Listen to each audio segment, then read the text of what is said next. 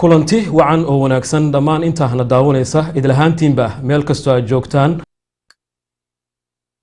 Assalaamu calaykum waraxmatullaahi tacaala wabarakaatuhu. kulanti wacan idil ahaantiinba daawadayaal meel kastoo adduunka aad ka joogtaan. kuna soo dhawaada warka Royal oo si toos ah idinkaga imanaya stuudiyihiisa magaalada London. marwada koowaad ee ra'iisul wasaaraha dowladda federaalka meelgaarka ee Soomaaliya Professor waxaa maanta magaalada Buuhoodle xarunta gobolka Cayndeeq xoolo nool lagu afar qof ayaa ku dhaawacmay shil baabuur oo ka dhacay duuleedka bari ee magaalada Boorame. Faafahinta warkaas waxaa magaalada Boorame naga soo diray wariyahayaga Cabdulle Cali Yuusuf. وهرين وحن دمان إذا كسر دويني يا سلامة مسلمك السلام عليكم ورحمة الله وبركاته.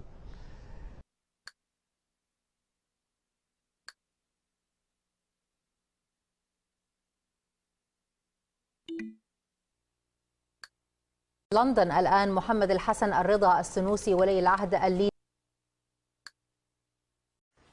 طقس جميل مشمس أو تقنية جديدة مفيدة.